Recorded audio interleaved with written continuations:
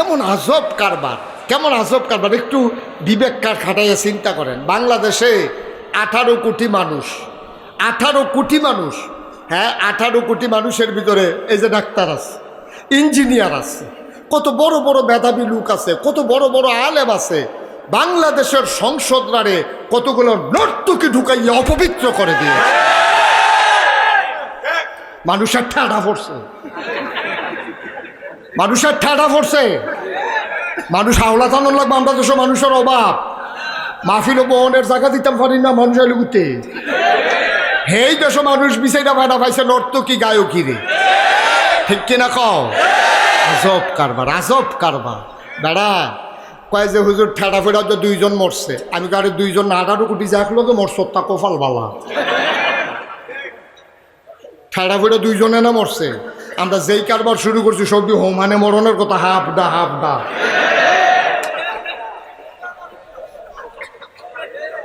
ঠিক কিনা কও? যেই কারবার আমরা করে রাখছি। ভাই একটু চিন্তা করেন, একটু চিন্তা করেন, বিবেকটারে কাজে লাগাইয়েন। বিবেকটারে কাজে না লাগাইতে পারলে মানুষ নামের কলঙ্ক। এ মানুষ থাকার চাইতে না থাকা ভালো, ঠিক কিনা কও?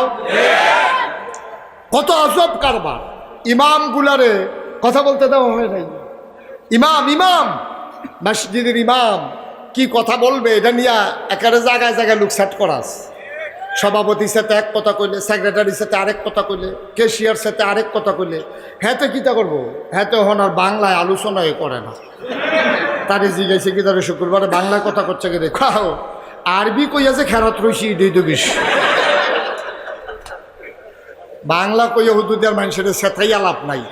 এর লেগে হয়তো আরবিতে কইয়া খুতবা দিয়া কোনো মতে টিকা জীবনটা কাটাইয়াইতে আছে, জানটা বাঁচাইয়াইতে আছে। এটার নাম বাংলাদেশ। যারা 15টা বছর মানুষের ঘুমকে হারাম করে দিল, বাচ্চাগুলাকে এতিম বানাই দিল, তাদের স্ত্রীরা জানে না স্বামী আছে কি নাই, এই অবস্থায় যারা 15টা বছর কাটিয়ে দিল, ওরা মানুষের মর্যাদা বুঝে নাই, ঠিক কিনা? ওরা মানুষ নামের কলঙ্ক। ওরা নিজেরটা বুঝেছে, সবারটা বুঝে নাই, ঠিক কিনা বলেন? তাইলে আল্লাহ তাবারক ওয়া তাআলা তোমার যে মানুষ বানাইছে এটার জন্যই তো বানাইছে। তোমার একটা বিবেক দিছে, বিবেচনা দিছে, ভালো মন্দ বুঝার ক্ষমতা দিছে। আর চাইতে নিকৃষ্ট মানুষ আর কে আছে যে অন্য মানুষকে কষ্ট দেয় মানুষ হইয়া, ঠিক কিনা কন? মানুষ হয়ে যদি মানুষকে কষ্ট দেয়, এর চাইতে নিকৃষ্ট মানুষ। কেন তোমাকে আল্লাহ বিবেক দিল? কেন বিবেচনা দিল? কেন ভালো ভালো মন্দ বোঝার ক্ষমতা দিল? তুমি পশু না, তুমি শিয়াল কুকুর না, তুমি অন্তত অন্যের উপকার করতে না পারো, মানুষের ক্ষতি করার অধিকার আল্লাহ কাউকে দেয় নাই, ঠিক কিনা? ক্ষতি হয় নাই? 15টা বছর একদল মানুষ ঘুমাইতে পারলো না ঘরে। হ্যাঁ, বাচ্চাটা ঈদ আসলে অপেক্ষা করে, বাবা আসলে আঙ্গুলে ধরে ধরে ঈদগাহে যাবে। স্ত্রী অপেক্ষা করে স্বামী তার কখন আসবে, কিন্তু স্বামী গুম হয়ে গেছে, সে আসে না না এটাও জানে না। কি আজব পৃথিবী! বাংলাদেশের মতো এইরকম একটা স্বাধীন দেশে এটা কল্পনা করা যায় না। গত 15টা বছর একটা অকল্পনীয় কাজ হয়েছে, ঠিক কিনা বলো? সুতরাং আমরা ওই উলাইকা কাল আনআম, কোরআনের কথা তো ফলা লাগবে, হওয়া লাগবে। কোরআনের ভিতরে লা রাইবা ফি, এটার ভিতরে কোনো সন্দেহ নাই, ঠিক কিনা বলেন? একটা বিন্দু পরিমাণের সন্দেহ নাই। আল্লাহ বলেছেন। আর এই কিয়ামতের আগে এটা হবে না, এটা আশা করেন কেমনে? এটা আমাদেরকে দিয়ে শুরু হয়েছে, এটা আমাদেরকে দিয়ে শুরু হয়েছে। আহারে আহা! তাইলে আল্লাহ তাবারক ওয়া তাআলা আপনি বুঝবেন না, আরেকজনের দুঃখ আপনি বুঝবেন না, কিন্তু বুঝার মতো যোগ্যতা কিন্তু আল্লাহ আপনারে দিছিল, আপনি এটার কাজে লাগান নাই। বন্ধুগণ, তাইলে এই মানুষগুলোকে আমরা যারা এখানে আছি, আমাদেরকে সোনার মানুষ বানানোর জন্য আল্লাহ তাবারক ওয়া তাআলা অনেকগুলো চেষ্টা করছেন। মহামূল্যবান 3টা জিনিস আল্লাহ দিছেন। কয়টা? কথা বলেন, কয়টা? 1 নম্বরে আকল, বুঝ, বিবেচনা, ভালো মন্দ বুঝার ক্ষমতা। 2 নম্বরে কোরআনুল কারীম। 3 নম্বরে নবী মুহাম্মদুর রাসূলুল্লাহ। আপনার যদি আকল না থাকে, বুঝ না থাকে, তাহলে আপনি ভালো মন্দ বুঝবেন না, কোরআন কেতাব বুঝবেন না, নবীর হাদিস আপনি বুঝবেন না। এজন্য একজন মানুষের মহামূল্যবান জিনিসের নাম হলো আকল। এই আকল যার নাই, সে এই যে নাই, সে বুঝবে আকলের না, সে তো বুঝবে না, তার তো নাই। তো তে বুঝবো কেন? বুঝবো তার মায়, তার বাপে, তার মারে জিগাইয়ান গো তোমার ফুতের যে আহল নাই কিরহ, এবিডিয়ে দেখবা বড় বড় সোহের ফানি সেটা দিব, কান বর করব ভাই জিফু তৈছিল না, এটা এক বালা আসিল, এইটা আমার ঘরে এটা কি তৈল, এই তার কারণে আমি এই বেত মাপসাউন লাগে, এই গরো মাপসাউন লাগে, আকল নাই, তারে কই একটা করে আর একটা, ঠিক কিনা কন? তাহলে আকলের দাম কম না বেশি? আকলের দাম অনেক বেশি। আকল যারা কাজে লাগাইতে পারে তারাই সোনার মানুষ হয়, তাদের বিচার কিয়ামতের ময়দানে সহজ হয়। এই আকলওয়ালা মানুষগুলো হলো আবু বকর, ওমর, ওসমান, আলী, তালহা, জুবায়ের, আব্দুর রহমান ইবনে আউফ, সাদ ইবনে রাবিয়া। তারা আকলগুলারে কাজে লাগাইছে, সুবহানাল্লাহ বলবেন না? তাদের উপরে নির্যাতন এসেছে, নিপীড়ন এসেছে, তাদের বিরুদ্ধে অবরোধ এসেছে, তাদের কাউকে গুম করে ফেলা হয়েছে, স্ত্রী থেকে আলাদা করে দেওয়া হয়েছে, সম্পদগুলো লুণ্ঠন করা হয়েছে। তারপরেও তারা ওই আকলের কারণে এক আল্লাহর উপরে অটল থেকেছে, ঠিক কিনা বলো? বাংলাদেশেও তো এমন আছে, বাংলাদেশে এমন অনেক লোক আছে তার বিরুদ্ধে মামলা হয়েছে 384টা। এক একজনের বিরুদ্ধে মামলা 384, 450, ফোনে 300, এই নানান ধরনের মামলা 100, 150, এটি অ্যাভেলেবেল। এইরকম যে মামলা, এখন একটা লোক যখন এতগুলো মামলা হয়, তারপরেও মানুষগুলো অটল বিচল দাঁড়িয়েছিল 15 বছর। সে ইচ্ছে করলে ঘরের ভিতরে স্বাধীনভাবে ঘুরতে পারেনি, ইচ্ছে করলেই সে মন মতো জায়গায় যেতে পারেনি। কখন সে অ্যারেস্ট হয়ে যায়, কখন সে বন্দী হয়ে যায় পুলিশের হাতে। তারপরও ওই মানুষগুলো আবু বকর, উমর, উসমান, আলী, তালহা, জুবায়ের, বেলালের মতো রক্তাক্ত হয়েছে, পিঠের চামড়া উঠে গেছে, ওই বাবলা গাছের কাঁটায় তার পিঠে ঢুকে গেছে, জ্বলন্ত অঙ্গার তার পিঠের ভিতরে ঢুকে গেছে। হযরত উমর রাদিয়াল্লাহু তাআলা আনহু যখন অর্ধ পৃথিবীর প্রেসিডেন্ট, একদিন তিনি ডাকলেন বেলালকে, সুবহানাল্লাহ বলবেন না? বেলালকে ডেকে বললেন, ও বেলাল, আপনি আমাকে একটু নসিহত করেন। বেলাল লজ্জা পেলেন। আপনি হলেন আমিরুল মুমিনিন, আপনি খলিফাতুল মুসলিমিন, জান্নাতের সুসংবাদপ্রাপ্ত দ্বিতীয় মানুষ, ইসলামের দ্বিতীয় খলিফা, যার ব্যাপারে নবী বলেছেন আনা খাতামুন নাবিয়্যিন লা নাবিয়্যা বা'দি, আমি হলাম সর্বশেষ নবী, আমার পরে নবী নাই। আমার পরে নবী থাকলে আমার উমর নবী হইতো। এত দামি মানুষ আপনি, আর আমি বেলাল উমাইয়ার গোলাম, বসুইরা কামলা, উট ভেড়া দম্বা চড়াইতাম, আমার কাছে আপনি নসিহত চান? কয় যে হ্যাঁ, আপনি নসিহত করুন। কারণ মুসলমানদের এখন দেশ বড় হইছে, সম্পদ বেশি হইছে, এখন আপনার নসিহত খুব বেশি দরকার, যখন আপনারা সংখ্যায় কম ছিলেন। বেলাল বললেন, নসিহত করার মতো আমার কোনো যোগ্যতা নাই। আবার উমর বললেন, তাহলে পাঞ্জাবিটা একটু খুলেন, সুবহানাল্লাহ বলবেন না? আপনি যদি নসিহত না করবেন তাহলে পাঞ্জাবিটা একটু খুলেন। বেলাল লজ্জা পাচ্ছিলেন, বিব্রত বোধ করছিলেন। তিনি আস্তে করে পাঞ্জাবিটা যখন খুললেন, উমর বললেন, আমার দিকে পিঠ দিয়া বসেন। বেলাল যখন উমরের দিকে পিঠ দিয়া বসছে, দেখে যে পোড়াটা পিঠের ভিতরে এইরকম গর্তের মতো হয়ে আছে, চামড়াগুলো কুচকে কুচকে এরকম ভিতরে গর্তের মতো। ওমর রাদিয়াল্লাহু তাআলা আনহু বললেন, বেলাল, এই গর্তগুলো কিসের? তা আমি যখন এক আল্লাহর কথা বলছিলাম, উমাইয়া সারাটা দিন আমার উপরে নির্যাতন করেছে, ওই তপ্ত মরুভূমির মাঝে আমাকে ভর দুপুরবেলা আমার বালুর উপরে শোয়াই রাখছে, আমি কোনোভাবে সহ্য করতে পারতেছিলাম না। কানে কানে মাঝে মাঝে জিজ্ঞেস করা হতো, ও বেলাল, এখনও কি এক আল্লাহ? তিনি মৃত কণ্ঠে বলতেন, আহাদ আহাদ, হ্যাঁ এক আল্লাহ, এক আল্লাহ, সুবহানাল্লাহ বলবেন না? হযরত বেলাল চোখের পানি ছেড়ে দিলেন। আমিরুল মুমিনিন, খলিফাতুল মুসলিমিন, ওমরের চোখ বেয়ে টপ টপ করে পানি পড়তেছে। ওমর হাত বুলাইতেছেন পিঠের ভিতরে। বেলাল ডাক দিয়া কয়, ইয়া আমিরাল মুমিনিন, ও ওমর, রাতে দিনের বেলা বালুর উপরে শোয়াই রাখতো, মুমূর্ষ অবস্থায় আমার রাতের বেলা ঘরে আনতো। ঘরে আনার পরে জিজ্ঞেস করতো, বেলাল খবর কি? আমি অস্ফুট সুরে কানে কানে বলে দিতাম মৃদু সুরে আহাদ আহাদ।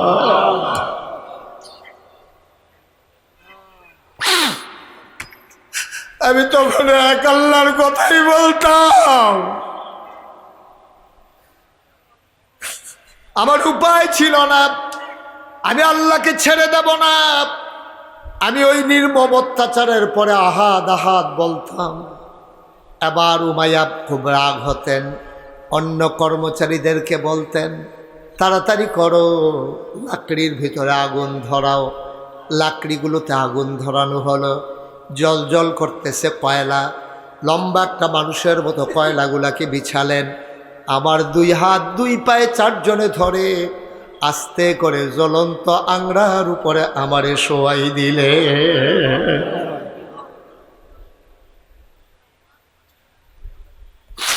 জ্বলন্ত অঙ্গারগুলো আমার পিঠের নিচে, জ্বলন্ত অঙ্গারগুলো আমার পিঠের ভিতরে ঢুকে যাইতেছে, চামড়া ভেদ করে। আমি কোনো মতে পায়ের আর হাতের উপরে ভর দিয়া নিচের পিঠটার উঁচা করতে চাইলাম। উমাইয়া খেয়াল করলাম আমার পিঠে তো বোধহয় কয়লা লাগে না। বড় বড় পাথর এনে আমার বুকের উপরে চাপা দেওয়া হলো। ওমর গো ওমর, আপনি যে গর্তগুলো দেখতেছেন ওই আগুনে পুড়ে যাওয়া আমার চামড়ার ভিতরে গর্ত।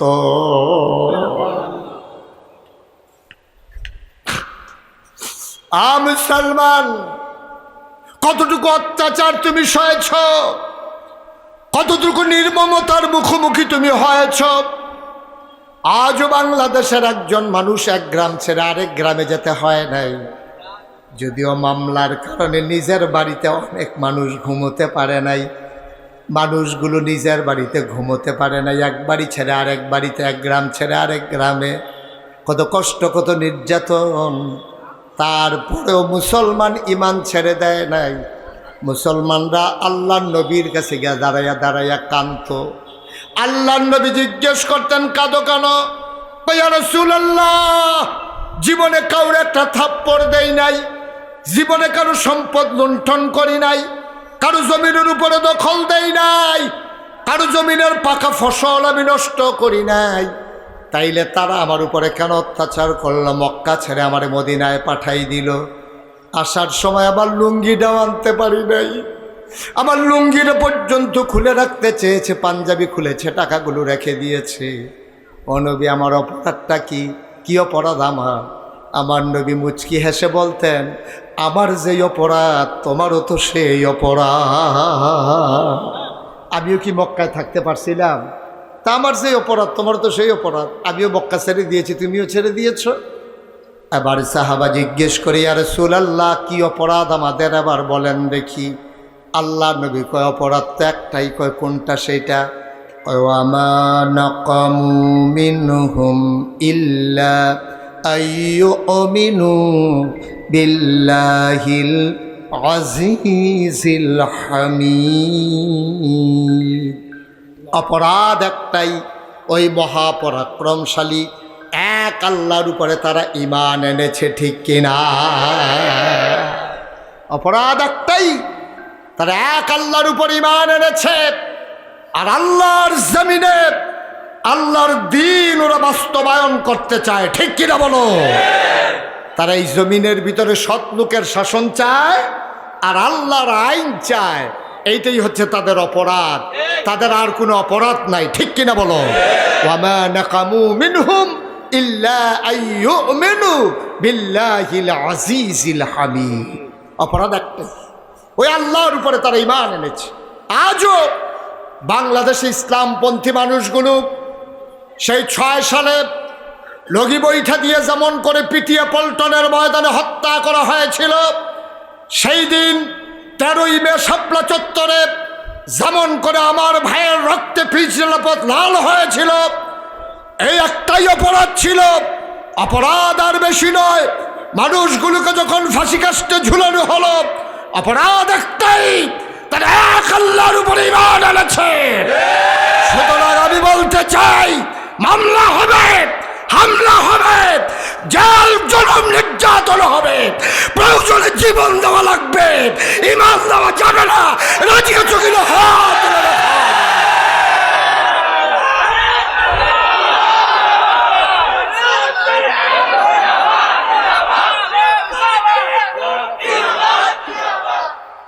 সবাই পড়ে না আমিন। সুতরাং আপনি যে মুসলমান হয়েছেন, আপনি পরীক্ষা ছাড়া জান্নাতে চলে যাবেন, এটা আপনি আশা করেন কেমনে? কেমনে আশা করেন? আরে পরীক্ষা ছাড়া তো 2-এর 3-তে উঠন যায় না।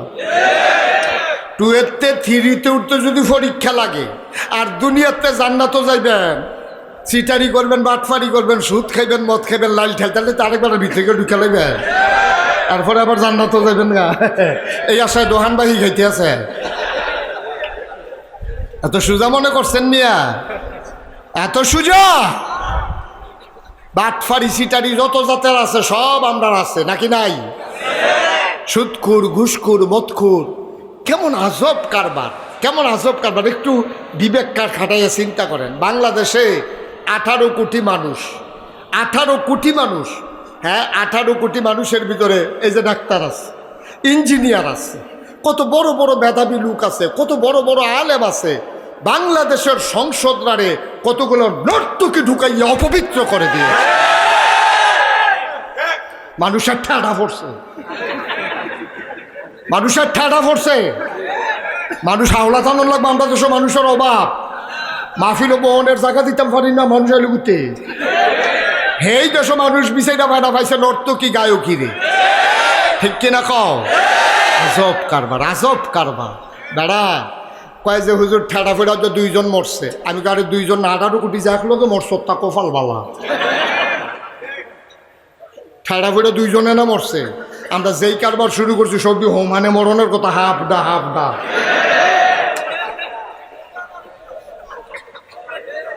ঠিক কিনা কও? যেই কারবার আমরা করে রাখছি। ভাই একটু চিন্তা করেন, একটু চিন্তা করেন, বিবেকটারে কাজে লাগাইয়েন। বিবেকটারে কাজে না লাগাইতে পারলে মানুষ নামের কলঙ্ক। এ মানুষ থাকার চাইতে না থাকা ভালো। ঠিক কিনা কও? কত আজব কারবার। ইমাম গুলারে কথা বলতে দেওয়া হয় নাই।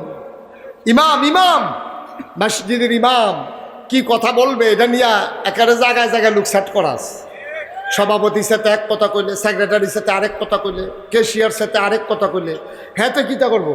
হ্যাঁ তো এখন আর বাংলায় আলোচনাই করে না। তারে জিজ্ঞাসা কি তারে শুক্রবারে বাংলায় কথা করছে কি রে? খাও আরবি কইয়াছে খেরত রইছি দুই বিশ। বাংলা কইয়া হুদুদের মানুষের সেটাই আলাপ নাই। এর লেগে হয়তো আরবিতে কইয়া খুতবা দিয়া কোনো মতে টিকা জীবনটা কাটাইয়াইতে আছে, জানটা বাঁচাইয়াইতে আছে। এটার নাম বাংলাদেশ। এই জন্য 53 বছর আগে 1971 সালে হাজারো প্রাণের বিনিময়ে, মায়ের ইজ্জত আবরুর বিনিময়ে, এই জন্য আমরা বাংলাদেশ স্বাধীন করে নাই তারা। আমি অনেক মুক্তিযোদ্ধার লগে কথা কইছি। আমি কইছি ভাই মনে কি আনন্দ না দুঃখ? কয় বুকটার কাছে কান্দা আইনা চান। আমি বুহের কাছে কান্নিয়ে দিই, ফুনফুনি ফুনফুনি আওয়াজ হচ্ছে, দুঃখ দুঃখ ফুনফুনি দুঃখ। আমি এটা কি ভাই? কয় ভিতরটার ভিতরে খালি দাও দাও করে জ্বলতে আছে। যদি জানতাম এইরকম হইব তাহলে আমি জীবনেও যুদ্ধত গেলাম না। হইব আমার কয়েকজনে মুক্তিযোদ্ধা কইছে, আপনার যদি সন্দেহ হয় আমি নাম দিয়া যেতাম, ফলে মোবাইল নাম্বারও আছে আমার কাছে। এই জন্য এই দেশটা স্বাধীন করা হয় নাই আব্বা। এই দেশটাকে স্বাধীন করা হয়েছে। প্রাণ ভরে নিঃশ্বাস নিবেন, কাম লাগলে ফানি বাদ দিয়া ভাত খাইবেন, ফানি বাদ দিয়া মুরগা কাঁচামচ কষালন দিয়া খাইবেন, কিন্তু মনটা বইরা শান্তি নিবেন, শান্তিতে মানুষ থাকবে। এটার জন্য স্বাধীনতা চেয়েছিল, ঠিক কিনা কম? স্বাধীনতার যে কত দাম, মোবাইলটার ভিতরে ফাইতেন না আমার নেন। স্বাধীনতার কি দাম এটা আমার কাছে আছে। মোবাইলও না, যেটা রায়ন এটা আমিন কল। স্বাধীনতার যে কি দাম শুনো, স্বাধীনতার কি দাম শুনেন। আপনি একটা টিয়া পাখি অথবা একটা ময়না পাখি আপনি কিনে আনছেন অথবা বাসাতে আনছেন, আপনি সেটা একটা খাঁচায় ঢুকাইছেন, আপনি এটাকে ফালতে আছেন। ও এই যে ময়নাটা টিয়ারা, এইটার একগুল দিয়া পানির ডিব্বা দিয়া রাখছেন, পানি শেষ হন এটাকে ফুরাই রাখেন। টিয়ায় কি খায়? কয় শুকনা মরিচ খায় কাঁচা মরিচ খায়, আপনি কেজিয়ে কেজিয়ে কাঁচা মরিচের না ভিতরে দিয়ে সুতা দিয়ে বান্ধা রাখেন, তারপরে কলা দিয়া রাখেন। আপনি খেয়াল করেন এটা উইরা গিয়া খাওয়ান লাগে না, বাসাত সব আপনি দিছেন, এরপরেও আপনি দরজার সিফা দিয়া চাইয়েন আপনি আল গইলে এটা কিতা করে, দেখবেন যে আপনি দিয়া সেটা খালি আইছেন, আপনি ঘরের ভিতরতে সুহি দিয়া টিনের ছিদ্র দিয়া নইলে বেড়ার ফাঁকে দিয়া চাইয়েন, দেখবেন যেটা কাইটটা শিকটারে কাইটটা এটা বাড়ি যে গিয়ে তো চাই, ঠিক কিনা কম কে রে এটার খানাও রেডি, এ কোনো খুঁজা খাওয়ান লাগে না, উইরা গিয়া খাওয়ান লাগে না, চাওয়ানের আগে খানা রেডি, এরপরেও এটা শিক্ষাটা বাড়ি যাইতো চায়, কারণটা কি? এটার নাম স্বাধীনতা, ঠিক কিনা? খালি ফ্যাট বইটা খাইবেন, আমরা পদ্মা সেতু বইরান দিয়ে গুলকে ফুটেছে কে এটার লাগ না, এটার লাগ কাম লাগলে আটটা পারাম, কাম লাগলে লুঙ্গি দুইটা লই আছে, কাম বুঝতেন দিতে পারি এগুলকে লুঙ্গি বতাইলেন কেন? স্বাধীনতা বড় সাংঘাতিক জিনিস, স্বাধীনতা বড় সাংঘাতিক জিনিস। আর আল্লাহ মানুষকে স্বাধীনতা দিয়া বানাইছে, ফেরেশতার কোনো স্বাধীনতা নাই, মানুষের স্বাধীনতা আছে। এই জন্য ফেরেশতার চাইতে মানুষের দাম বেশি, ঠিক কিনা কম? আপনি যদি একটা ফেরেশতারা এনে খাড়া করাই দেয়, 1 বছর যদি খেলুইতে ফেরেশতারা জিগাইতো না বইতাম নি, 1 বছর খেলুই থাকলেও জিগাইতো না বইতাম নি, ওখানে পুরা বাসটার মতো। এই বাসটা যদি খেলা করে ডেকোরেটারের তারা যদি বাসটা না খুললা নেয়, এটা গুনে দইরা গুনে খাইয়া উই পুকায় খাইয়া যেতক্ষণ কাজ করে না ফালাইব, বাসে কোনো ডাক দিয়া মালিক রেজি গেইত না, ও দুষ্টা গীতা এই কথা বাসে মালিক রেজি গেইত না। তাইলে ফেরেশতাও এইরকম, আপনি যদি খেলা করাই দেয় ফেরেশতায় জিগাইতে আমরা বইতাম নি, করতাম নি, কুদুর কাজ তুইতাম নি, বালিশ দিবেন নি, কিচ্ছু জিগায় না। ফেরেশতার কোনো অনুভূতি নাই, এটা শীতও নাই গরমও নাই, 49 ভুক্তিরাস 12 মাস একরকম, বউও নাই সুইটটা সেটটাও নাই, এর লেগে ফেরেশতার দামও নাই। ফেরেশতা হইল অনেকটা রোবট টাইপ, বর্তমানে যে রোবট, এই রোবট টাইপ হচ্ছে অনেকটা ফেরেশতা। আর মানুষ, আমরা যারা আশরাফুল মাখলুকাত, আমরা মানুষ, আমরা হইলাম মানুষ, আমাদের স্বাধীনতা আছে, আমরা ভালো করলেও পারি খারাপ করলেও পারি, ভালো করলে জান্নাত, খারাপ করলে জাহান্নাম।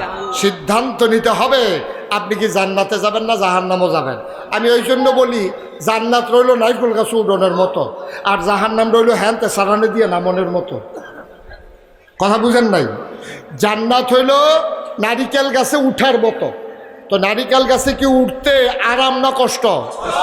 কেউ এর বুক হারাইলায়, ফাওয়ার ভিতরে দড়ি বান্ধন লাগে, বাইয়া সাইয়া উঠতে উঠতে কোনো মতে ফড়াইয়া ফাড়াইয়া লুঙ্গি মুঙ্গি গিয়ে মাথা তুলে, আর নামানোর সময় আমার কথা কানা খালি ডিল কইরা ছুঁ করে সেরেট করে নিচ্ছে, ঠিক কিনা কও? তো জান্নাতরা হইল নারিকেল গাছে উডনের মতো, আর জাহান্নাম রইল নারিকেল গাছটা নামনের মতো। এখন উড়াটা কষ্ট, আপনি যদি জান্নাতে যাইতেন চান কিছু কাম করণ লাগবো, আর যদি কোন যে হুজুর আর যদি কিছু না করি তো জাহান্নাম যাবেন না, কোনো মেহনত টেন্নত করণ লাগতো না, খালি কবরটা দিতে দেরি দেখবো শুরু হয়ে গেছে কারবার। আপনার ডাক হতেও লাগতো না, কিন্তু আইও না কে কোথাও জিগান লাগতো না, এই গেলে দেখবেন হেতারা রেডি, আপনি যাইতে দেরি রেডি, দেখবেন আপনার আগে গিয়ে হেতারা বইয়া রয়েছে, ঠিক কিনা কও? তখন তো মানুষে ফিরতে লইলে দৌড়ান দিয়া কোনোটা মাটিত ফোরে কোনোটা উফরে পড়ে, হ্যাঁ যেটা মাটিত ফোরবে এটাও তুল্লা দিব, সাংঘাতিক জিনিস। এখন আমরা কি জাহান্নামী না জান্নাতি? সবাই একটু চিন্তা করে ভাববা, চিন্তা করবেন কথা মেহনত করুন লাগবো কইলাম, আমরা কি জাহান্নামী না জান্নাতি? বুঝছো শূন্য কইসা? জান্নাতি না জান্নাত যাইতেন চান? যাইতো চাই, ইয়া নাই, কই যে হুজুর যেই কাম করি হয় নাকি ভালা ভালা বেড়াই, ভালা ভালা বেড়াই থাসরান দিয়া লাইছে, আমি তো বইলে না। হ্যাঁ, তো হাসনের ময়দানে গিয়ে দেখবো ইমাম সাহেব ফিস মরা বান দিয়া লাইছে, ফিস সাহেবরে হ্যাঁসরাইতে আছে, হ্যাঁ তো চিনলেন যে কইব ভাই বান্ধ দেওয়ার লাগতো, হ্যাঁসন লাগতো না, জাহান নামটা কখনো, কারণ তারার যখন এই নমুনা আমি যে যাওয়ার লাগবে ওখানে শিউর, সুতরাং আমার আর টানোর লাগতো, আমি নিজে যাইকে এটাই ভালো হবে, কারবার হয়ে যাবে ওই জায়গায়। আপনি কি করতেছেন এটা হলো হিসাব মিলানোর বিলে। আসুন আমরা সবাই মিলে জান্নাতি হতে চাই, ইনশাআল্লাহ ইনশাআল্লাহ ইনশাআল্লাহ জান্নাতি হতে চাই। তাহলে জান্নাতি হতে হলে আমাদেরকে হওয়া লাগবে আল্লাহওয়ালা, আর জাহান্নামী হইতে হইলে আমাদেরকে হইতে হবে শয়তানওয়ালা। জান্নাতি যারা জানে, জাহান্নামী যারা জানে না, তে ভাবতে হয় অনেক কিছু জানে, আসলে জানে না। আপনি সব জানেন, সহি করে কোরআন পড়তে পারেন না, তাহলে আপনি কিচ্ছু জানেন না। ঠিক কিনা কন? মুরব্বীরা কষ্ট নিয়েন না। আমাদের দেশের বড় বড় যারা শিল্পপতি, যারা বড় বড় ডাক্তার, ইঞ্জিনিয়ার, অনেক কিছু বুঝে, নাইলে দেশটা ঠিক রয়েছে কি এর উপরে। তারা এত কিছু বুঝে, তাদের ব্রেন এত শার্প, আমাদের চাইতে অনেক ভালো ব্রেন। তারা একেবারে নিউরোসার্জন যারা, তারা আপনি বুঝবেন না যে কত কিছু যে তারা জানে। আপনার মাথার ভিতরে যে কয় কোটি রোগ, কোন রোগটা ফ্যাস লাগিয়ে রয়েছে, তারা সাইয়া কই আলো। এটা কি খেলা কথা মনে করছে?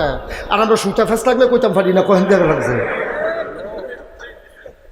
এটা ডাক্তার, কত জ্ঞানের অধিকারী, সে ইচ্ছা করলেই একটু কোরআনটা পড়তে পারে, একটু কোরআনটা বুঝতে পারে, কোরআনের ভিতরে তার কি মেসেজটা দেওয়া আছে, সে যেন ওই মেসেজ অনুযায়ী নিজের জীবনটাকে চালাইতে পারে।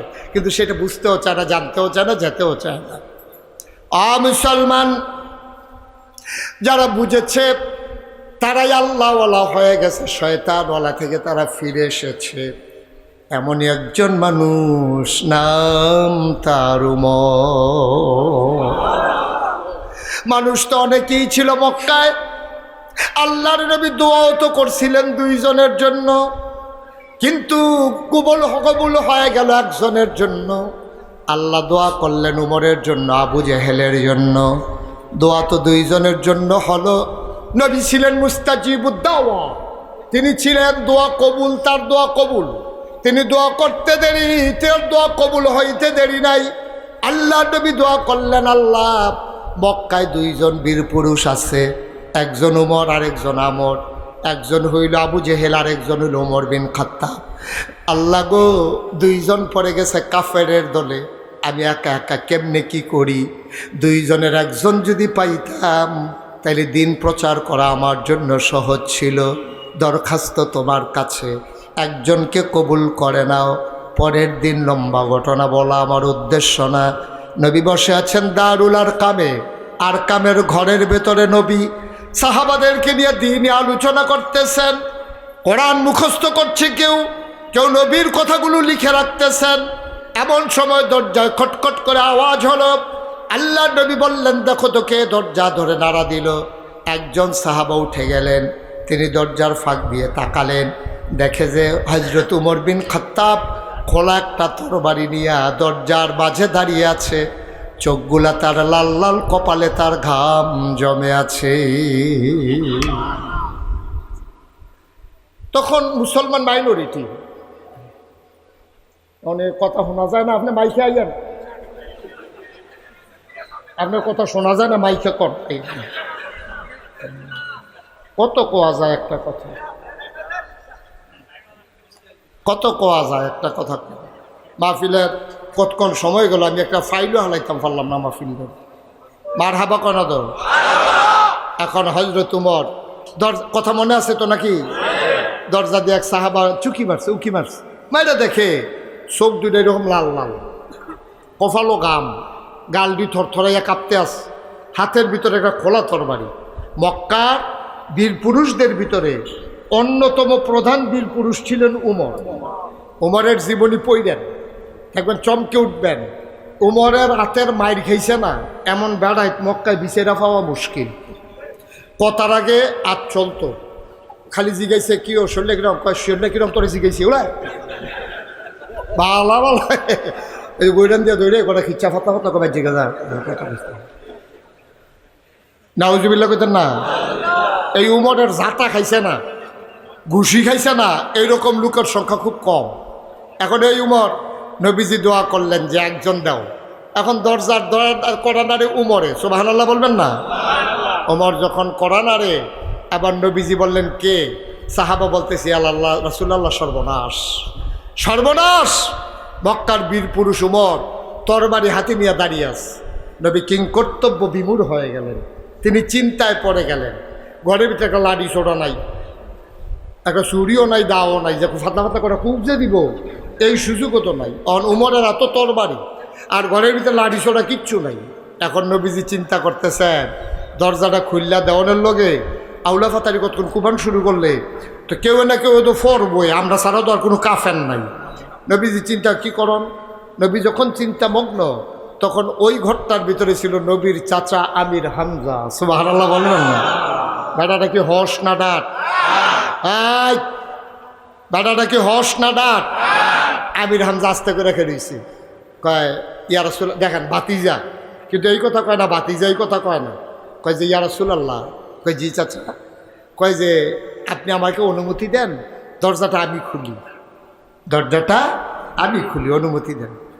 আল্লাহর নবী চুপ মেরে গেলেন। তিনি ডাক দেয়া কয় চাচা, কোনোদিন আব্বা বলে ডাক দিতে পারি নাই, আব্বা দেখিও নাই, আপনারে দেখলে আব্বার কথা মনে পড়ে। দরজা খুলতে যাবেন, উমরের হাতে খোলা তরবারি, যদি আঘাত করে ফেলে কি করবেন? এবার আমির হামজা ডাক দেয়া কয় ভাতিজা, মন্ডার ভিতরে সাক্ষী হইছে, কলজার ভিতরে সাহস হইছে, আল্লাহর হুকুম হয়ে গেছে, উমর যদি ভালো ভালো ঘরে ঢুকতে চায় আমি দরজা খুলে দেব, উমর ঢুকে যাবে, খোদার কসম। আর উমর যদি আঘাত করতে চায়, আমি আমির হামজারে আল্লাহ এমন ক্ষমতা দিছে, আমার তরবারি লাগবে না, উমরের হাতের তরবারি দিয়া উমরের দেহ থেকে কল্লাটা আলাদা করার ক্ষমতা রাখি। শুধু অনুমতি, ও নবী আমার, শুধু অনুমতিটা দেন। নবীজি অনেকক্ষণ তাকিয়ে আছেন, ফেলফেল করে, গাল বেয়ে বেয়ে টপ টপ করে পানি পড়ে। আরে আব্বা নাই, যাও চাচা আছে, শত্রুর মুখে তরবারির মুখে চাচারি দিয়ে দেব, কেমন লাগে? নবীজি বললেন চাচা ঠিক আছে, আপনি যান, ফি আমানিল্লাহ, ফি কথা কথা, ফি মানে আমানত কার হাতে? কেউ যদি আল্লাহর হাতে আমানত রাখে, এটা কি কখনো খেয়ানত হয়? আল্লাহর নবী বুদ্ধি গুড়িয়েই কইছে, ফি আমানিল্লাহ, আল্লাহর হাতে আপনাকে আমানত। সুবহানাল্লাহ বলবেন না? আল্লাহ আমানত গ্রহণ করে নিলেন। হযরত আমির হামজা তিনি আস্তে করে দরজা খুলে দিলেন। আমির হামজা কয়, যেই মাত্র আমি দরজা খুলে দিলাম, আমি তাকাইয়া দেখি উমরের সামনের চুলগুলা থেকে টপ টপ করে পানি পড়তেছে। আমার মনে হইল ওনার পানি পড়ে না, মনে হয় যেন গোনাগুরু পানি হয়ে ঝরে ঝরে পড়তেছে। না, আমার মনে হয়েছে। আমি যখন দেখলাম মনে হচ্ছে গোনাগুলা ঝরে ঝরে পড়তেছে, আমি জিজ্ঞেস করলাম, ওমর কি খবর? আমি দরজা ছাড়ি না, দরজার মাঝামাঝি দাঁড়িয়ে আছে। আমি বললাম, ওমর খবর কি? কয় এই ঘরের ভিতরে কি নবীজি নাই? কয় যে হ্যাঁ আছে। কয় গুস্তাখি মাফ কর দিজিয়ে, আমাকে ঢোকার অনুমতি দেন। কয় খবর কি আগে বলো? কয় খবর ভালো, অনুমতি দেন। যখন হযরত উমর মাথা নিচু করে ঢুকলেন, নবীজিও বুঝে ফেলছে কারবার ঘইটা গেছে। সুবহানাল্লাহ বললেন না? এবার নবীজি লাফ দিয়া দাঁড়াই গেলেন, গায়ের চাদরটা টান দিয়া উমরের জন্য বিছাই দিলেন বসার জন্য। নবীজি দুই জায়গায়, আরেক জায়গায় এসেছে তিন জায়গায়, দুইজন মানুষের জন্য নবীজি গায়ের চাদর বিছাইছিলেন। একজন হলো এখানে উমর, আরেকজন হলো দুধমা হালিমাতুস সাদিয়া। সুবহানাল্লাহ বলবেন না? আচ্ছা, এটা পরে বলতেছি, ওই ঘটনা কোন জায়গায় চাদর বিছাইছিল এটা মনে রাখেন, আপনি মনে রাখেন। হ্যাঁ, উনি আবার মনে ভালো। হ্যাঁ, আমিন কর, যেরকম জন্য যখন চাদর টান দিয়ে বিছাই দিছে, এই উমর আস্তে করে চাদরটা নিছে, নিয়া কপালে, চোখে, মুখে চুমু খাইতেছেন। চোখে লাগে, সুবহানাল্লাহ কয় না? নবীজি বললেন, কি খবর উমর? আমি কি এত খারাপ মানুষ ইয়া রাসূলুল্লাহ, দুজাহানের বাদশা নবীর গায়ের চাদরে বসবো, এত খারাপ আমি না। সুবহানাল্লাহ বলবেন না? নবীজি বুঝে ফেলছে, হেদায়েত নসিব হয়ে গেছে। আল্লাহর নবী ডাক দেয়া কয়, উমর রে, ওমর, আমি দুইটা মানুষের ব্যাপারে গত রাত্রে দোয়া করেছিলাম, তুমি নাইলা আবু জাহেল, আমি জানি না আল্লাহ কারে কবুল করেছেন। ওমর ডাক দেয়া কয়, নবী গো, ও নবী, আপনি না জানলো আমি জানি, দোয়া কবুল হয়ে গেছে আমি ওমরের ব্যাপারে।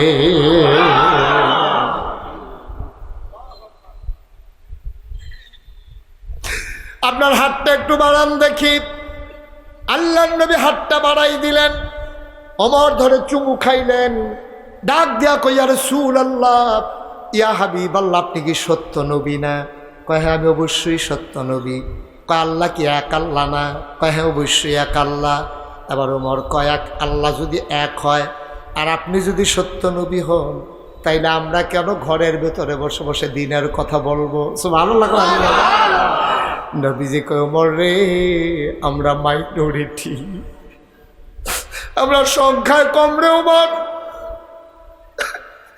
আমরা সংখ্যায় কম। কোন অন্যায় না করার পরও আমরা আসামি, আমরা সংখ্যায় কম ওমর। এই জন্য আমরা মাইনরিটি, ওরা মেজরিটি। এই জন্য আমরা ঘরের ভেতরে দরজা বন্ধ করে আছি। ওমর নবীর হাতটা এভাবে খপ করে ধরলেন, খপ করে ধরে নবীজিকে টানতে শুরু করলেন। আল্লাহর নবী কয় উমর কি পাগলামি শুরু করেছো? এবার উমর ডাক দেয়া কয় নবীও পাগলামির কি দেখছেন? পাগলামি মাত্র শুরু। পাগলামির দেখছেন কি আপনি? আগের দিন আছে, এখন উমর ইসলাম গ্রহণ করেছে। সুবহানাল্লাহ বলবেন না? মক্কায় কি এমন কোন বীর পুরুষ আছে নবী? ও নবী আমার, মক্কায় কি একটা বীর পুরুষ আছে যে আমার সামনে দাঁড়াইতে পারে? আপনি নাম বলেন দেখি, কে আমার সামনে দাঁড়াইতে পারে? আছে একজন? উমর আসতে কয় না, আসতে না, আসতে অনেক হইছে। এখন উমর মুসলমান, উঠেন। নবীজিকে হাত ধরে টেনে উঠালেন। নবী একেবারে কাচুমাচু হয়ে বলতেছে উমর কি করতেছ? কুমা কাপা করে যাবো না আমরা? এটা আল্লাহর ঘর না, এটা কি দেবদেবীর হাতে ছেড়ে দেবো নাকি? দুইটা দল করলেন। আমির হামজাকে দাঁড় করালেন, নবীজি দাঁড়ালেন এক কাতারের সামনে, আমির হামজাকে দাঁড় করালেন। আর হযরত আমির হামজা ওই যে, আরে নবীজি উমর ওই যে দেখবেন কুচকাওয়াজ যখন হয় একটা দেখবেন লাডি গুড়ায়, দেখেন নাই আপনারা? আরে প্রদর্শনী যখন হয়, কুচকাওয়াজ যখন হয়, তখন দেখবেন একটা সামনে দিয়ে হুদুদি লাডিটা ঘুরাইতে কিতা করে এটা বুঝি না। জিজ্ঞা ইসলাম কি তো লাডি এমনি ঘুরাও করে? ঘুরার লোকে কয় বাজনারা। কয় আমরা কেমনি? আমি ঘুরান দিলে কোন ফাইল ঘুরান দিলে কি করতে হবে হেঁটে জানাস? এরকম লাডি ঘুরায়। দুই কাতার দুইজন, আর হযরত উমর সামনে। সুবহানাল্লাহ বলবেন না? উমর একটা স্লোগান দিলেন, লিল্লাহে তাকবীর বলে একটা স্লোগান দিলেন। এই স্লোগান দেওয়ার সাথে সাথে সবাই মিলে যে চিৎকার করলেন, আর নবীজিকে বললেন যে আমরা এখন কুচকাওয়াজ করে কাবার দিকে যাব। ওখানে তো মরুভূমির বালু, তো মুসলমানরা তো এমনি জায়গা পায় না। আর উমর রেফাইয়া যখন সাহস বাড়ছে, তখন এক একজনে যে এমনি কাইক দেয়, কাইকের লোকে বালু বাতাসে উড়ে। আর জুড়ে কনা সুবহানাল্লাহ। পানির ভিতরে রান্না ফলা পানি যখন সেকের সেকের করে আডে, তার মাথা বেড়ে পানি উঠতেছে কেনা। বালুর ভিতরে যখন দৌড়তে পুরো আন্ধার হইয়াছে কেনা। আর মুসলমান তো লেফট রাইট করে যখন কইতাছে লা ইলাহা ইল্লাল্লাহ কইয়া যখন এমনি কাইক দিতে আছে, পুরা মনে হয় যেন একটা বালুর ঝড় পিছন দিয়ে দৌড়াইতে আছে। সুবহানাল্লাহ কইতেন না? এখন হযরত উমর আছে, আপনি দেখবেন আপনার আব্বায় দুর্বল মানুষ, কেউ লোকে ঝগড়া টগড়া করে না। আপনি লোকে থাকলে রিক্সাওয়ালার লোকে লাগিয়ে লায়, বাসওয়ালার লোকে লাগিয়ে লায়। কারণ এবার একটা ভরসা আছে আমরাতে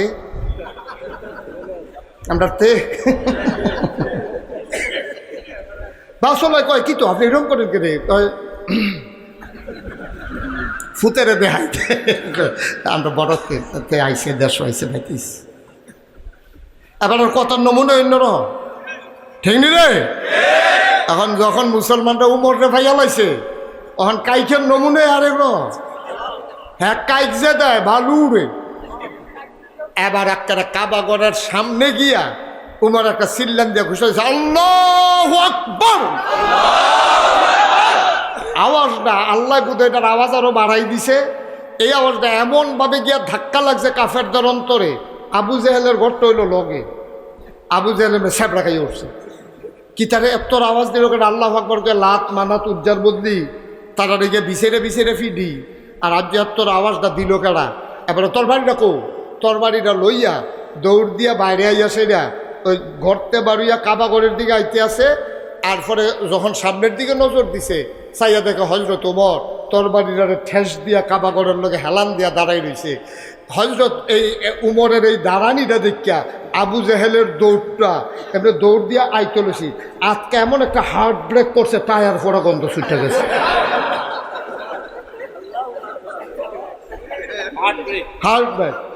হার্ট ব্রেক করলে দেখবা ফিস করা রাস্তার ভিতরে দেখবা ওই টায়ারের ইয়াটা পাওয়া যায়। এবার মনে হয় যেমন আগুন ধরে যাবো গা, টায়ার ফোড়া গন্ধ ছুটে গেছে গা ব্রেকের লোকে। উমরে কয় কি আইও নাকি রে, কয় ডর করে। সুবহানাল্লাহ কয় না?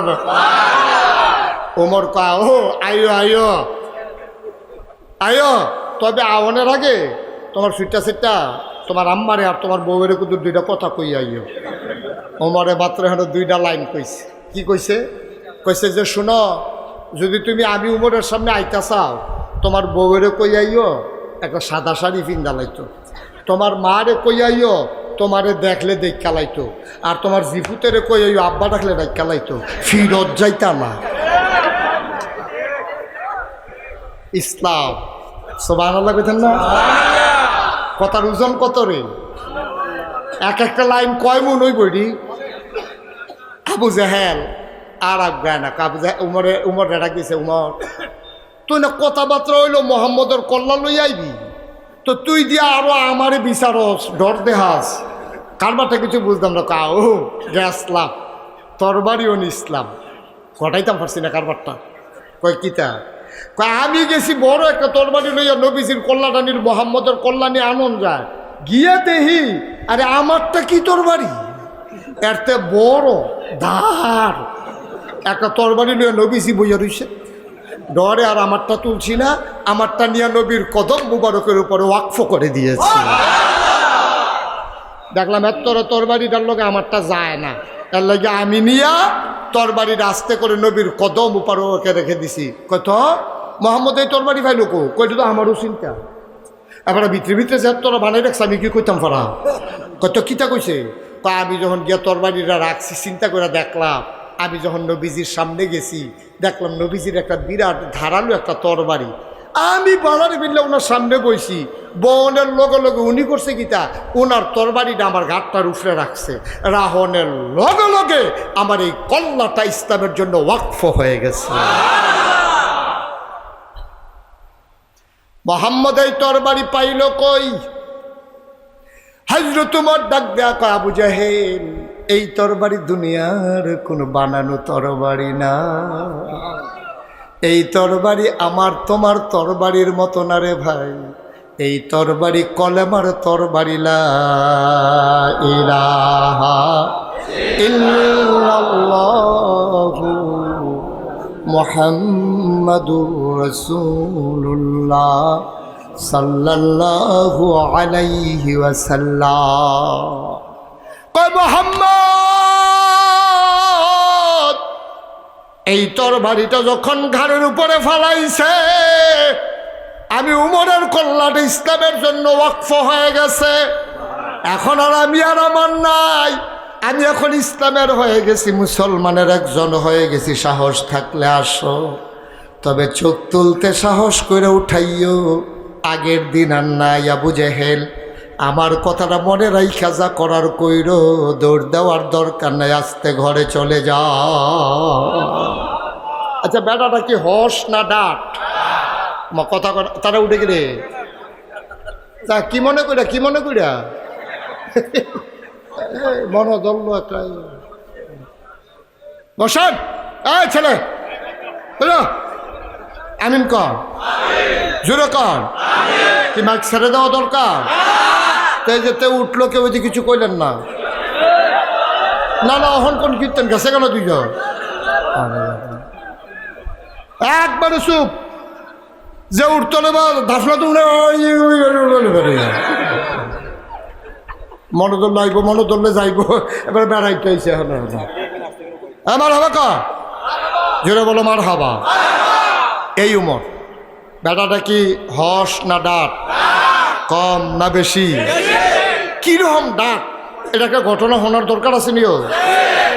আহা মজার মজার কথা কোন জানা, খালি লুক উডনের লেগা রে। মজার মজার কথা শোনো। নবীজি এশার নামাজ পড়ে গেছে, বড় কই গেছে? নবীর বিবি ছিল 11 জন, সংসার করছে এক লগে 9 জনের লগে 2 জন নবীজি জীবদ্দশা থাকা অবস্থায় এন্তেকাল করছে। তো 9 বিবিয়ে নবীজি মাত্র ঢুকিয়া সারছে ঘরটা, আম্মাজান আয়েশার ঘরে ঢুকছে, লগে লগে গুড়গুড়াইয়া বাহি 8 জন ঢুকিয়া লাইছে। দরজাটা করে সাইডুকুল দিয়ে বেড দিয়া লাইছে নবীজিরে। নবীজি কম এটা হুতনের টাইম না, তো তোমরা এখনো সব বেড়ি তাহলে ভিড় করো কি তার তো তোমরা আমি শুয়ালা নামাজ পড়াইছি, তোমরা এখন এত বেশির কি? নবী সবাই কয় ইয়া রাসূলুল্লাহ, আম্মা জান আয়েশা ছিল বুদ্ধিমতী, এবারই বয়স কম, মাশাআল্লাহ বুদ্ধি পুরাটা, সুবহানাল্লাহ কয় না, সাংঘাতিক বুদ্ধি। এবারির যে বুদ্ধি বেশি, এটা নবীজি একদিন কইছে, করে তরকারির খেয়াল করা, কয় তরকারির ভিতরে লবণটা যেমন দরকারি, মরিচ ছাড়া তরকারি হয়, হলুদ ছাড়া তরকারি হয়, গরম মশলা ছাড়া তরকারি হয়, লবণ ছাড়া তরকারি দিলে মুহে দন দেব। কয় তরকারির ভিতরে লবণটা যেমন দরকারি, ইসলামের ভিতরে তোমাদের আয়েশা এমন দরকারি। তাহলে কি বুদ্ধি কম না বেশি? এমন বুদ্ধিমতী আমরা আম্মা, বয়স কম, ছোট আম্মা, বুদ্ধি ভালো। এ বেরিয়ে কইতাছে ইয়া রাসূলুল্লাহ, ওই তারা বিলে আপনার লোকে কি কথা কইব? তো কি কথা? এই বলো কি কথা বলো। তো একজনে কইতাছে ইয়া রাসূলুল্লাহ, আমরা কোনো বালিশ নাই, 2টা বালিশ লাগবে। নবীজি কো আচ্ছা, আর কার কি কথা? আমরা কোনো সাতদল নাই, একটা সাতদল লাগবে। তোমরা কি? কই ইয়া রাসূলুল্লাহ, একবেলা খাইলে আরেক বেলা খানা নাই, একবারে বস্তাত বইটা 2টা গম দিয়ে রাখলে, দুগলা করে খাইলে ভালো না, 1 বস্তা গম হইলে ভালো হয়। আম্মা যারা আসলে তোমার কি কথা? কই ইয়া রাসূলুল্লাহ, আমরা ঘরে যে খেজুরের ছাটিটা সেদিন যে আপনি হুচ্ছেন দুপুরবেলা, আরেক বেডি বেড়ে কান্দা দিস সাইটো আইসির বিছনাটা দেখে সারা দিয়া, এই বিছনাটা আমরা নবীজি থাহে কইয়া সেটা বাইকটাইন না নরম, এই জাজিমের মতো একটা বিছনাইন না দিয়া গেছে, আপনি দমক দিয়েছেন, পরে এটাও ফের দিয়া ফরন লাগছে। আমরা ঘর নরম একটা বিছনা হইলে আরাম হয়। সুবহানাল্লাহ না কেন? তো কেউ এর সাদ্দল লাগে, কেউ এর বালিশ লাগে, কেউ এর বাসন ফেলা লাগে, কেউ এর গমের বস্তা লাগে, কেউ এর গিয়ে তুষক লাগে। নবীজিকে সব শেষ কহ। নবীজি আবার কয়, ও তোমরা যে এমনি কইলা সবদি কথা এতক্ষণ আমি শুনলাম, আমি কি বিয়ার আগে তোমরা একটা কথা কইসলাম না? আমি তো কথা ছাড়া কেউ বিয়া করছি না, আমি তো সবাইরে কইছি আমার কাছে বিয়া বইলে দুনিয়ার সম্পদ পাইতা না, কিন্তু সুখ পাইবা। সুবহানাল্লাহ কইতাম না? আমি কি কেউ ধমক দিছি না সুখের অভাব দিছি? সম্পদ তো পাইতা না, তোমরা বুঝে ধরলে তোমরা থাহ, না হইলে আল্লাহর হস্তে আব্বার ভাই জেগেইতে পারো। আমার এখন এটা সম্পদ টম্পদ হইতো না। সুবহানাল্লাহ কয় না? এখন দেখছো তো তারা কেউ আর উঠে না। নবীজি উঠো উঠো উঠো, সম্পদ দেওয়া যেত না, বুঝলে সংসার করো, না হলে অন্য কোনো জায়গাও। তোমরা আমার দুনিয়ার পাগল বানাইতে চাও, আবার আমার দ্বারা এটা সম্ভব না। আম্মা জান আয়েশার তো মাশাআল্লাহ বুদ্ধি বেশি। আম্মা জান আয়েশা কই, ইয়া রাসূলুল্লাহ, আপনি কুদুর কইলে দইয়া জায়গায় আমি শুনছি না জিবরাইলে দিয়া কইল উহুদের পাহাড়টা বিলে স্বর্ণ বানাই দিত, কয় তো আপনি না করছেন কিন্তু? আপনি হ কইলে তো কারবারটা করতেছি বালিশ আর কয়টা? আল্লাহর নবী কয় অসম্ভব। আল্লাহ তো আমারে বারবার জিজ্ঞেস করেছে, আমি রাজি হই নাই। তোমরাই আবদার করলে তো হবে না, আমি দুনিয়ার নবী না। আমার জিবরাইল আইয়া কইছিল আমি কি দুনিয়া চাই না আখিরাত চাই। আমি খুব রাগ হইছিলাম জিব্রাইলের লগে। জিবরাইলরে দমক দিয়া কইছিলাম, এটা কি আল্লাহর কথা না তোর কথা? কয় আল্লাহ জিগাইছে। নবীজি কয় আল্লাহরে গিয়া জিগাইও, আমারে কি আল্লাহ অহনো চিনছে না? আমি বুঝি দুনিয়ার পাগল নবী, আমার বুঝি সম্পদের দরকার, কিচ্ছু লাগতো না আমার, যাও কও। যখন ডাকাইয়ে চইলা যাব, ও বিবিরা সম্ভব না, চলে যাও। এখন নবীজিরে বিবিরা ছাড়ে না, নবী বড় ভদ্র মানুষ। আমরার হাতে হইলে না ঘুমুর করে একটা খিচ্ছালাই লইল কেন? নবী যদি খিচতেও পারে না, নবী বুঝাইয়া বুঝাইয়া কইতাছে কেউ তো আর যায় না, তারা নিয়ত করছে যে যেমনোক আদায় কইরা ছাড়াম। এর ভিতরে দিয়া নবীর ঘরের ফিসি দিয়া কেডা জানিয়া কইছে, আসসালামু আলাইকুম। আসসালাতু আসসালামু আলাইকা ইয়া রাসূলুল্লাহ, আসসালাতু আসসালামু আলাইকা ইয়া হাবিবাল্লাহ। সালামদার আওয়াজ শূন্য সব মহিলারা উঠা দিছে দো। সুবহানাল্লাহ কইতেন না? সবাই আসে না দৌড় দিয়া লাইছে রে, দৌড় দিয়া লাইছে। নবী কই কি তারা এমনি দৌড় দিল কে রে? এতক্ষণ ধরে বুঝাইতেছি যায় না, আরেকবার সালাম দিছে, তারা দৌড় দিল কে রে? এর ভিতরে দিয়া নবীজির ঘরের দরজা তাইয়া উমরে দাঁড়াইছে। সুবহানাল্লাহ কইতেন না? উমরের আওয়াজটা হগলে চিনত, আমার নয় আম্মা হগলে চিনত উমরের আওয়াজটা। হাফ চাইছিলেন যে কইছে আব্বাই, উমরের মেয়ের নাম হলো হাফসা। হাফসায় কইছে আব্বাইয়ে কইছে পরে বাহি তারা বেড়াই দৌড় দিয়েছে, হাফসা তো হইলে নাই, দৌড় দিছে পরে তারার দৌড়ের আওয়াজ বেড়াইয়া উমরে হুমছে। উমরে ঘর ঢুকিয়া দেয়, ঘরটা খালি, পিছি দিয়ে বেড়ে এই যে দবদবানি আওয়াজটা এটা বেড়াইয়া শোনা গেছে। উমরে ডাক দিয়া কই রাসূলুল্লাহ কারেডি বেরিয়ে তুই কেডা? কয় আও তোমার আম্মারা। কয় কেড়ে আইসি? কয় আইয়া সেরা আমারে কয় চাদর লাগবো, বালিশ লাগবো। কয় আমার জিয়েও কইছে। কয় তারার লগে আছি। ডাইরেক্ট দোষী করেন আর কি, কয় তারার লগে আছি। সুবহানাল্লাহ না। তো উমরের যে কি রাগ নবীজি তো জানে, যদি শুনে যে উমরের জিও আছে, কি কারবারটা যাইবো জিয়ের উফরে দিয়া। আহা কি নবী রে, কথা তো কোনটা করতাম কোনটা হালাইতাম দেরি হইব তো মনে হয়। কোনো সমস্যা হইব নি কোনো? কথা তো খালি বাইরে যাই যেতে আছে কথা। মার হাবা কয় না তো উমরের লগে, এই উমরের মেয়ে হাফসার লগে নবীজির কিতা লইয়া জানি কি কথা হইছে। হুন্ডা সেইটা উমরে দৌড় দিয়ে জিয়ের করে গেছে, ঠাস ঠাস করে দুইটা কি চালাইছে। নবীজি এটা পছন্দ করছেন। নবীজিকে উমর এটা আমার স্ত্রী, শাসন করলে আমি করব, তুমি গা উঠানো হাত উঠানোটা আমি পছন্দ করি নাই। সুবহানাল্লাহ বলবেন না? কি নবী এটা? আর আমরা হইলে কি তা কইলাম বল কি কাজা করো বাহির কোনি দিখাও, আমরা হইলে খোঁটা দিলাম বলি। আর নবীজির প্রেস্টিজে লাগছে আমার বউরে আমার সামনে আমার হৌরে মারবো, আমি কি জামাই? আমি ঠিক কিনা কও? আমি কি জামাই? কি ব্যক্তিত্ব, কি পার্সোনালিটি। সুবহানাল্লাহ কয় না? এখন হযরত উমর যখন কইছে কেডাইডি, কয় তোমার আম্মারা। কয় কে রাইছি? কার তোমার আল্লাহ রহমত হিসাবে পাঠাইছে, না হইলে রাজ্য আর ঘুমাইতে হবে পারলাম না। কয় কিতা? কয় কেউর বেলা চাদর লাগবো, কেউর বেলা বালিশ লাগবো, কেউ ডুবানি লাগবো, কেউর সামিস লাগবো। তো তারা দৌড় দিছে কেন? কয় তোমার দেখিয়া। তখন উমরে ডাক দেয়, এই মারা ডরাইবেন নবীরে, না ডরাইয়া ডরায় আমারে ডরান কিন্তু নবীরে না ডরাই দেয়। আবার নবীজি মুচকি হাসি দেয়া কয় উমর তোমার কি হুদা বেরিয়েতে পায়, তোমার তো শয়তানেও ডরায়। যখন যে শয়তান দেখছে যে তুমি আইতে আসো দৌড় দেয় না, হুদা দৌড় দেয়, যাইতে আবার ডাক দিয়া কইয়া যায় আইয়ে রে। কি উমর কি হস না ডাক? সুবহানাল্লাহ কয় না তো? এই উমর ছোট্ট একটা ঘটনা বলে শেষের দিকে যাব। কারণ এই প্রচণ্ড গরমের মাঝে আমাদের দেশে সাধারণত মাহফিল হয় না। আমাদের দেশে মাহফিল হয় শীতকালও। তাইলে একজনই বৃষ্টি হইলে ভালো আছি, গরমটাতে তখন বৃষ্টিটাতে গরম দাওয়ালা তো যে আমরা না বিদ্যা যে হুন মার হাবা কয় না তো, গরম তো লাগবে। এই সামান্য একটু পরেই ছেড়ে দেব। এই উমর দেখেন মুসলমান কারে কয়, ওই বলতে গিয়ে বলছিলাম যখন হজরত আবু বকর সিদ্দিকের ইন্তেকাল হয়ে গেল, এই উমর হলেন ইসলামের দ্বিতীয় খলিফা। এটি লম্বা ঘটনা, সবটা বলা আমার উদ্দেশ্য না। তৎকালীন জমানায় মুসলমানদের নিয়ম হচ্ছে যিনি রাষ্ট্রের প্রধান হবেন তিনি জুমার খুতবা দেবেন জাতীয় মসজিদ এবং জুমার নামাজ পড়াবেন।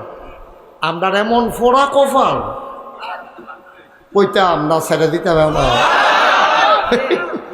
ফোড়া কপাল আর কই আলাপ কি বালা কপাল হইলে না হইলে কইতাম আর কি।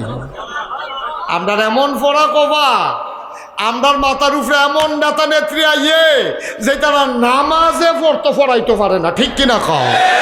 ইমামতিয়ে জাহাজ নাই আইয়া সেটা আপনার কপালও করে। এইটি শতকরা 92 জন লোক মুসলমানের দেশ। হযরত উমর হলেন খলিফা। সুবহানাল্লাহ বলবেন না? জোরে করা সুবহানাল্লাহ। আবার হযরত উমর কি করলেন, যখন মসজিদে জুমার আজান পড়ে গেল, সব মুসল্লিরা ইয়া ঢুকছে, ঢুকিয়া সেইটা কেউ তাহিয়াতুল ওযু দুখুলুল মসজিদ কাবলাল জমা সব নফল সুন্নত ফইরা বইয়া বইয়া তসবিহ পড়তে আছে, কোরআন শরীফ পড়তে আছে। আমরা ইমামের খবর নাই, ইমাম সব নাই। মুরব্বীরা কয়েকজন করে হযরত উমর দিয়ে হনো আইলো না, কিতা করো? দৌড় দিয়ে যাচ্ছেন এক যুবক ছেলে দিছে দৌড়, দৌড়তে গরমের ভিতরে গিয়া দেখে উমর ঘরের সামনে কিতা জানি একটা বালুর উপরে বিছাইয়া বইয়া রয়েছে রোদের ভিতরে, ফিটটা ফুইরা তামা হইয়াছে গেতে আস। গিয়া সালাম দিস, আসসালামু আলাইকুম ইয়া আমির আল মুমিনিন ইয়া খলিফাত আল মুসলিমিন, হ্যাঁ মুসলমানদের আমির খলিফা আপনাকে সালাম। ওমর বললেন ওয়ালাইকুম আসসালাম। কি চাই? ওমর আপনি আজকে মনে নাই, আজকে তো জুমাবার, সব মানুষ অপেক্ষা করতেছে, সূর্য পশ্চিম আকাশে ঢলে পড়েছে, নামাজের ওয়াক্ত যায়। আপনি তাড়াতাড়ি করেন, আপনি আমাদেরকে ইমামতিতে নামাজ পড়াবেন, সবাই অপেক্ষা করে আপনি চলে আসেন।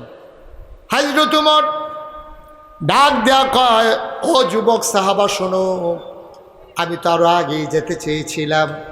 যাওয়ার আগে যখন পাঞ্জাবি পরতে গেলাম, গিয়ে দেখি পাঞ্জাবিটা বড় ময়লা। মনে করলাম জুমাবার আল্লাহর সাথে দেখা করব, পাঞ্জাবিটা ধুয়ে দেই। পাঞ্জাবি ধুয়ে দিছিলাম, শুকাইতে দেরি হয়ে গেছে। এই তো শুকাই গেছে, এখনই যাব। তাইলে বোঝা গেল ওমরের 5-6টা পাঞ্জাবি। কয়টা পাঞ্জাবি? আমরা তারা কয়েলিটা নির্বাচনের আগে বাতাস আইলে গাছও দৈরে খেরুই থাকে, বাতাস আইলে গাছও দৈরে খেরুই থাকে। বিরাট কুত্তা ঘুমায়, নির্বাচনের আগে ভাত খাইতে ভাত পায় না, ফাঁস করে সেটা বছরটা ঘুরতে পারছে না। এবার রহন দেখা যায় লক্ষ লক্ষ টাকার মালিক হয়। আর আপনার এমন ফোড়া কপাল, আমরা প্রধানমন্ত্রী নিজে কয় ওনার ফিওনে বিলে 400 কোটি টাকার মালিক। একটা লোকে জিগায় না ফিওনে যদি এত, আপনি জানি কত। কিরে উচিত কথা কই না নাই রে, একটা লোকে জিগাইল না যে ফিওনে যদি 400 তাইলে আপনি জানি কত। আপনি তো মালিকে গেল, লেবারের এই অবস্থা, মালিকের জানি কি অবস্থা। এই কথাটার জিগান গেছে না, হেলিকপ্টার দিয়ে বিলে ফিওনে চলে। হগিন্দির ভূতের নাম মিয়া খা, ভাত খাইতে বাঁচছস না, ঠিক কিনা কও কথা না, ঠিক কিনা?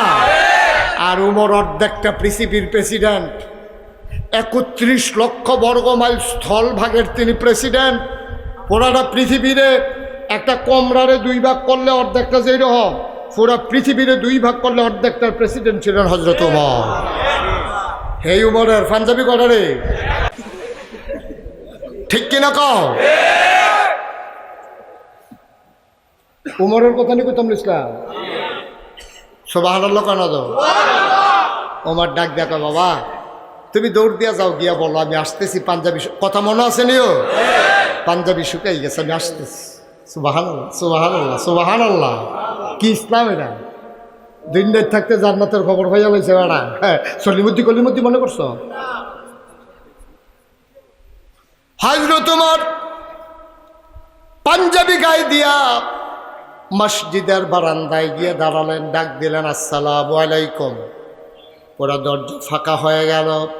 হযরত ওমর আস্তে করে মিম্বারের দিকে আগাইতেছেন। তিনি বিসমিল্লাহ বলে মিম্বারে উঠলেন, আউযুবিল্লাহ বিসমিল্লাহ বলে খুতবা শুরু করবেন।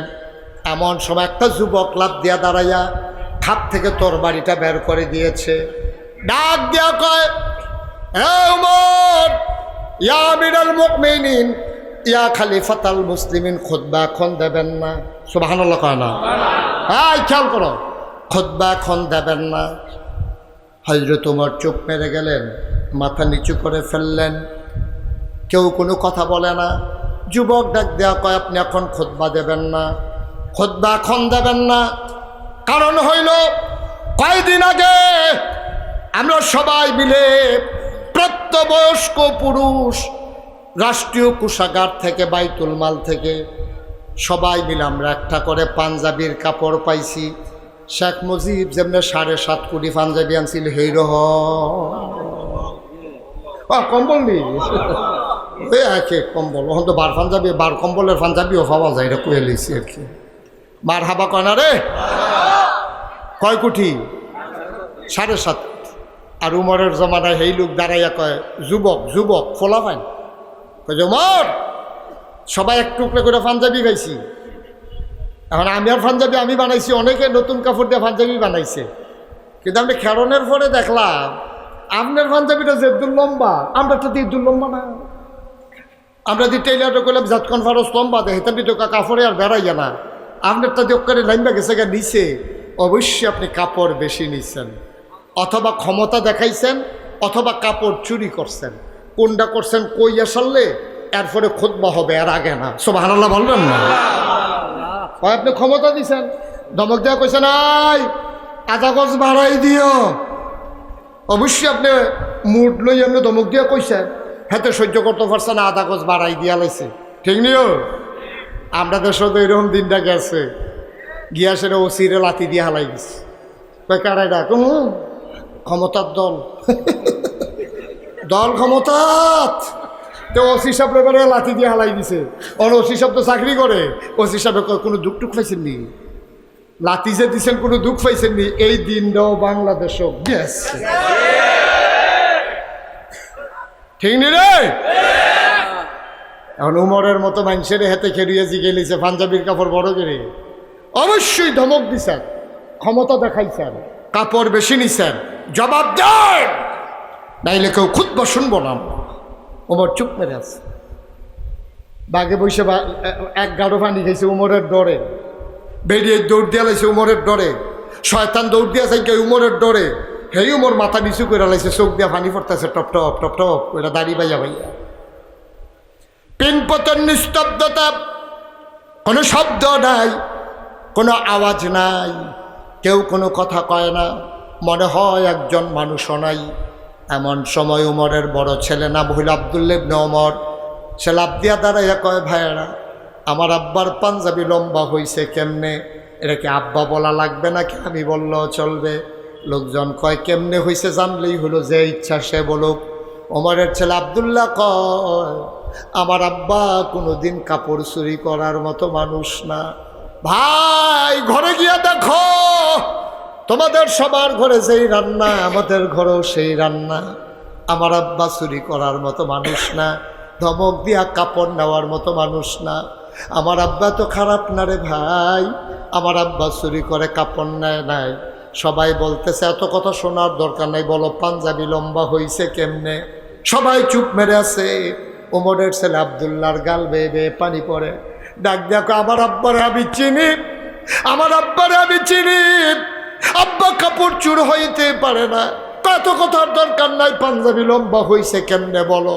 আবার উমরের ছেলে ডাক দেয়া কয়, ভাইয়েরা শোনো, কাপড় তোমরা যেমন সবাই এক টুকরা করে পাইছো, আমিও তো প্রাপ্তবয়স্ক একজন যুবক, আমার আব্বা পাইছে এক টুকরা, আমি পাইছি এক টুকরা।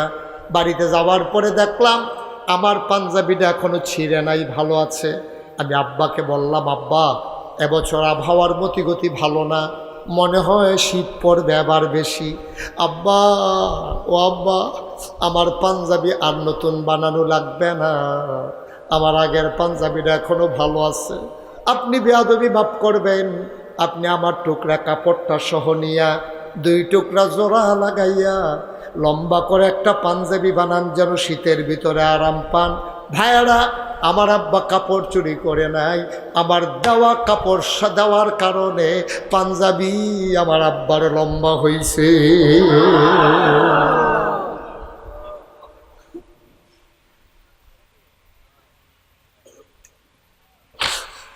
ইসলাম আমরা সেই মুসলমান।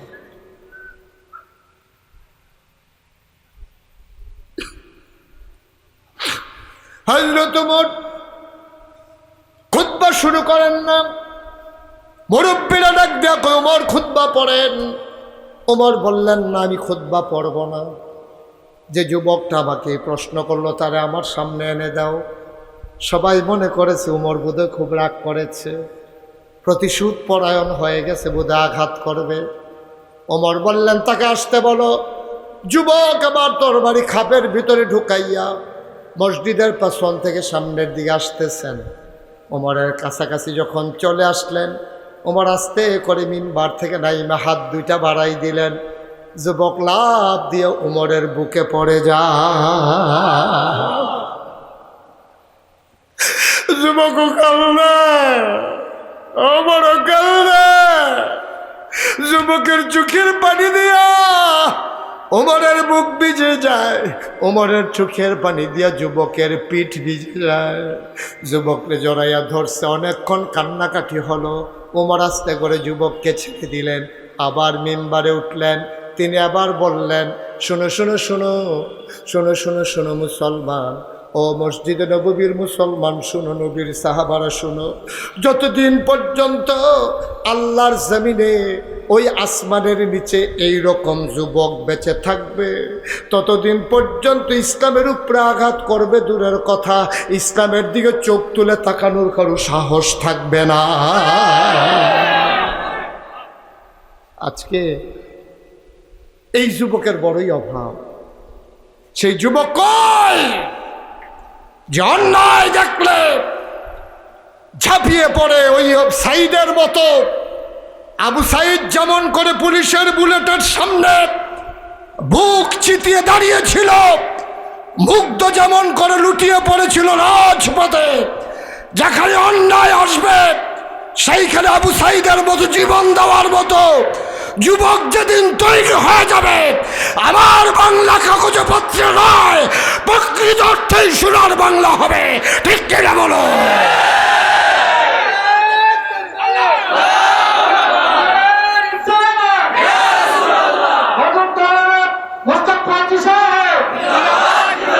সবাই পড়ে না আমিন। এই যুবকের বড় দরকার। তোমরা যারা যুবক, এখন যৌবন যার যুদ্ধে যাবার শ্রেষ্ঠ সময় তার। মানুষ জরুরটা মরে, ঠাডা ফইরা মরে, ফেডো শুকুইয়া মরে, বীর পুরুষের মতো পুলিশের সামনে সিনা টান টান করে আবু সাইদের মতো জীবন দিতে পারে, সেই যুবকের বড় অভাব। ঠিক কিনা বলো? এটা জীবন তো একটাই, জীবন তো একটাই। সুতরাং এই জীবনটা আল্লাহ রাহে বিলিয়ে দাও। আল্লাহ যখন কবুল করবে করবে। আল্লাহ যেন কবুল করে। সবাই পড়ো আমিন।